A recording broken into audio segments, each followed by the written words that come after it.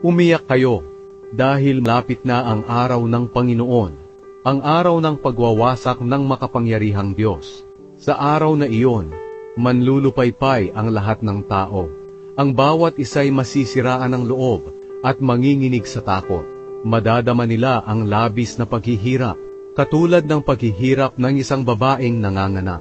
Magtitinginan sila sa isa't isa at mamumula ang mga mukha nila sa hiya. Makinig kayo, darating na ang araw ng Panginoon, ang araw ng kalupitan at matinding galit. Wawasakin ang lupain hanggang sa hindi na matirhan, at ang mga makasalanang naroon ay lilipulin.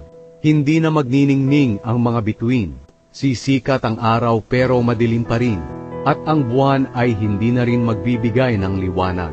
Sinabi ng Panginoon, parurusahan ko ang mundo dahil sa kasamaan nito. Parurusahan ko ang mga makasalanan dahil sa kanilang kasalanan. Wawakasan ko ang kahambugan ng mayayabang. Patitigilin ko ang pagmamataas ng mga taong malupit.